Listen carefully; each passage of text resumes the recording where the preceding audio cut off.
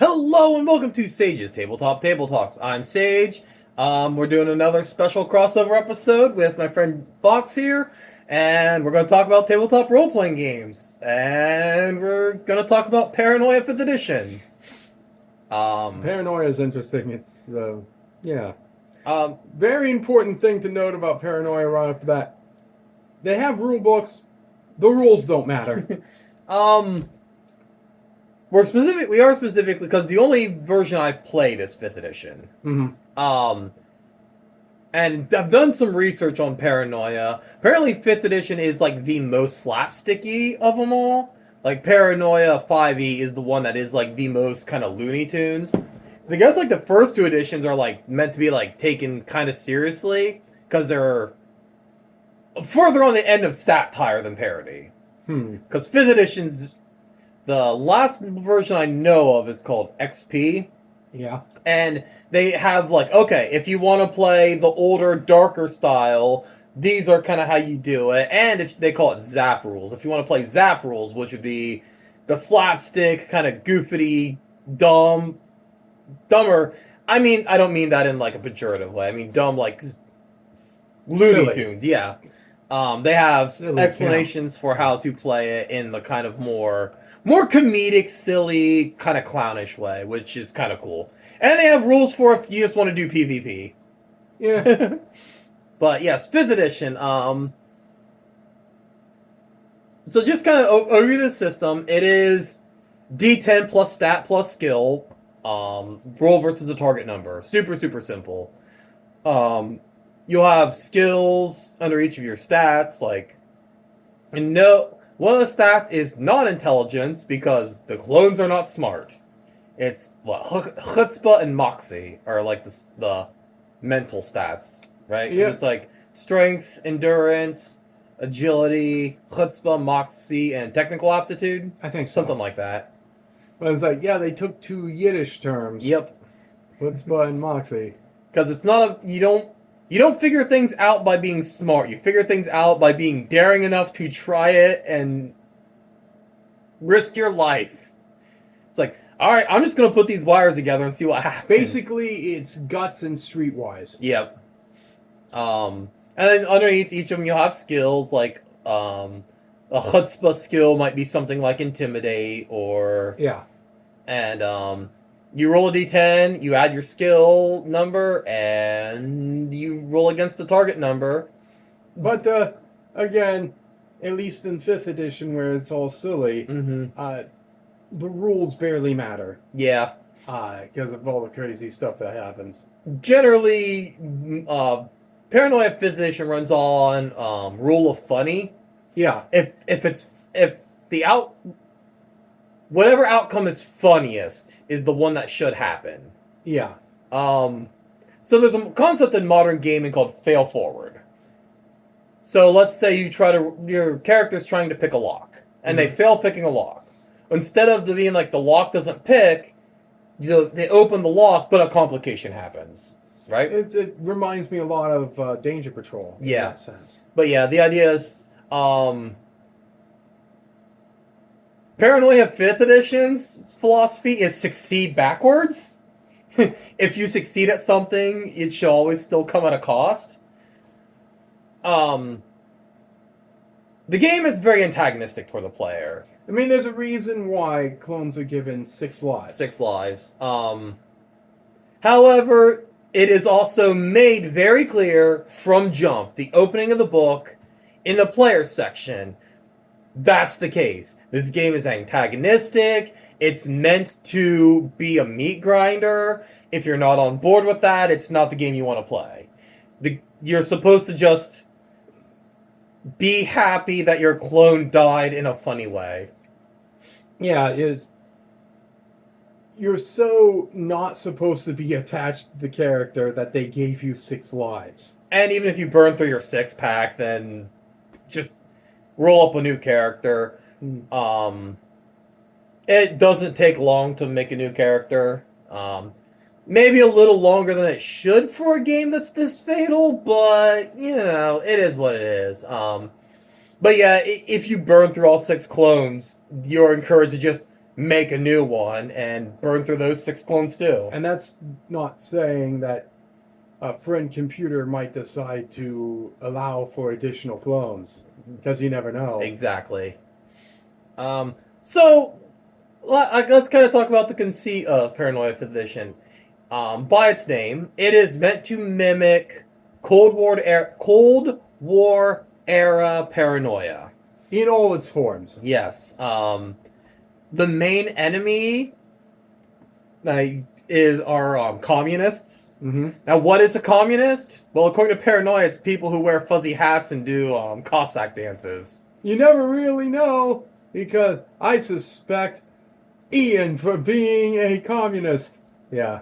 Excuse you, but I think that making those kind of accusations against a loyal citizen like myself, that sounds like treason to me.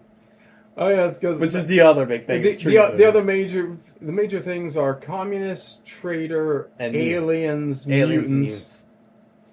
But I love the idea of the book because it is absolutely true, especially of Cold War paranoia. What is a communist? Well, what's politically convenient for you? Yes. Basically. We don't know what a communist actually is. It's just the thing to accuse your neighbors of to improve your situation or just get rid of that guy.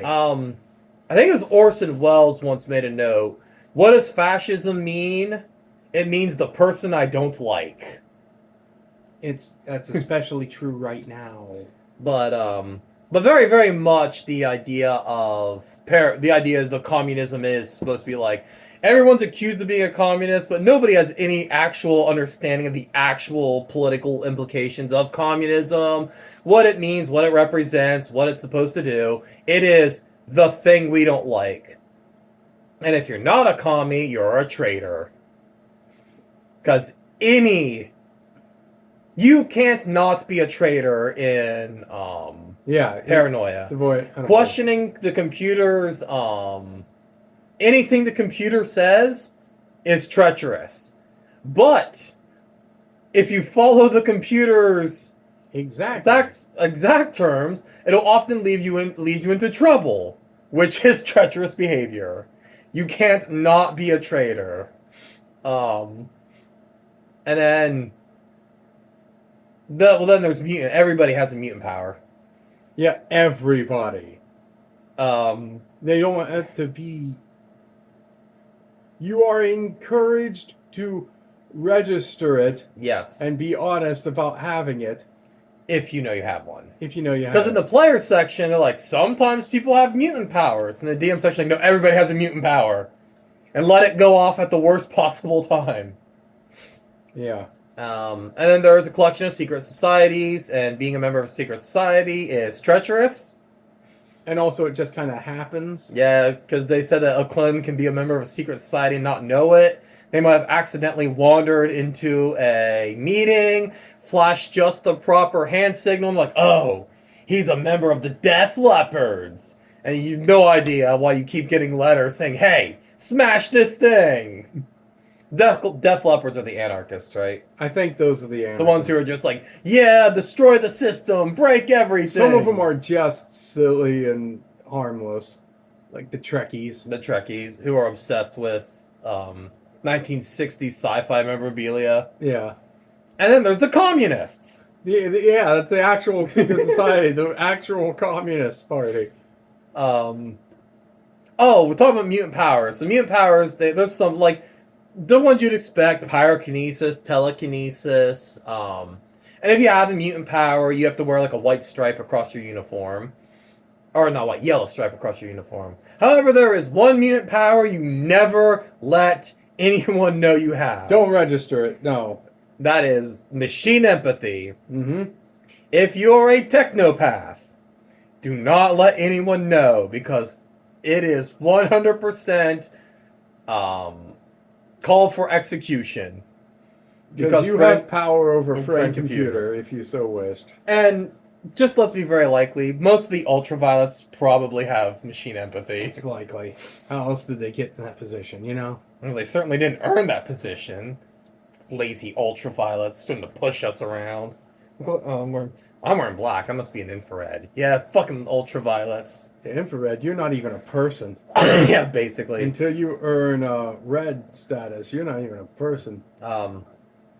Yeah, clones are ranked based on the light spectrum. The bottom are infrared, red, yellow, red, orange, yellow, green, blue, indigo, violet, ultraviolet. Because I don't know why modern rainbows ignore indigo as a color.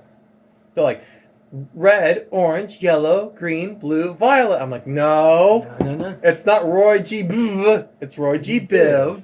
Red, orange, yellow, green, blue, indigo, violet. And ultraviolets are like, they're called high programmers. They are the top of society. And they wear white. And their clothes probably actually fit them. Yeah, because they're important. Yep. Honestly, that's most of the game. It is mostly just kind of meant to be very slapsticky.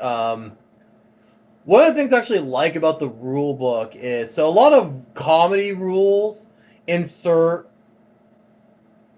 character voices in the text itself. Like if you read a section of book, it'll be from like a character's. The Paranoia have all the characters talking about the rules in a sidebar. Yeah, they don't clutter the rule setup. They talk in footnotes, yeah.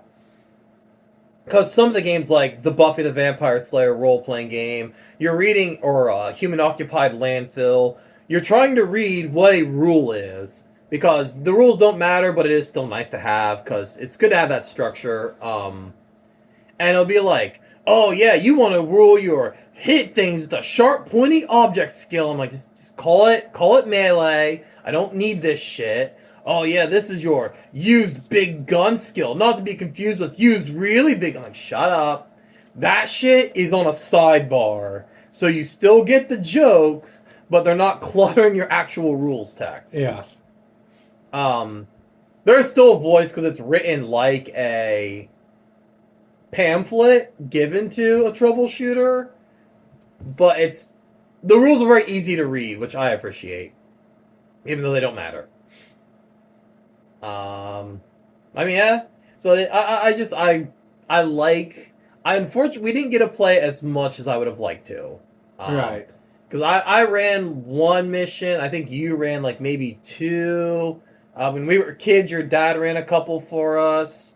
Yeah. I think just a lot of people I know are not on board with my character could just end up dead in training. Yeah, instead of having fun with it, one of our friends wants to avoid Paranoia at all times ever. It's like, it's not that bad a game. Also, everything you say is in character. Yeah. Everything. They're never out of character. So if you reference a rule, you'll be like, that information is above your security clearance, troubleshooter. Please report for termination. Yep. Or just get some treason points. Yeah. Because the computer will hand out treason points. How many treason points does it take to get executed? No, it's arbitrary. Whatever. However many it takes for the computer to say do it. Yep. Because the game talks about let players know, hey, you got 5 treason points. Okay, well, what does that mean? Don't worry about that. It's above your security clearance. It doesn't mean anything. It's just a way to kind of make the players feel on edge. Because if the players are feeling a little on edge, they will be more likely to act in funny ways. Because that's ultimately what this game is. It's meant to be funny. Especially 5th edition is meant to be funny. It's meant to feel like a cartoon. It's meant to feel like the worst written Cold War propaganda. There was something else I was going to mention about the game, and I just completely lost it. Well, that's all I got. Yeah. Anyway, yep. So, nice short episode of Table Talks. Like I said, I'd like to try it again. You got to find the right group of people to play. Maybe one day we'll be able to play over the channel's Discord or something. You know, I bet you could take the Paranoia universe, use Danger Patrol rules, and it'd be... I heard that the XP is really fucking good. Like I said, I don't know if it's the newest version of the game, but it's relatively new. It's from like the late 2018, 2019, and people really like it. And once again, people like it because if you want to sit down and play like dark satire, it absolutely tells you, okay, if you're going to play satire, these rules work best. Or if you want to play, they call Zap, Dark and Zap. If you want to play Zap, ignore this rule, ignore this rule, ignore this rule, and do this, do this, do this, do this, do this. And so you kind of get the best of both worlds. All I was going to say,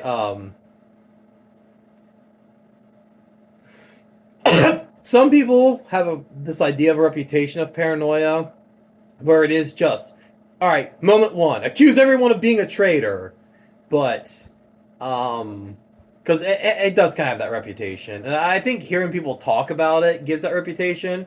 But they actually make it very clear: if you make a accusation of treachery without any proof, that's a treasonous act. Yeah. So don't just accuse someone of treachery unless you know for a fact that your cat's trying to escape. Yeah, we probably should let it go so we could let her out. Let her out of the room. Anyway, so. Yep. I'd like to try it again. So, like I said, maybe one day over Discord we could play it with some people. Yeah. I might try to find the XP rules. But anyway, I'll see you guys next week. I don't know what topic I have because once again, I do not have my note cards. That's how I determine topics. Note cards, shuffle, shuffle, shuffle, shuffle. Oh, I'm going to talk about this week. Anyway, bye.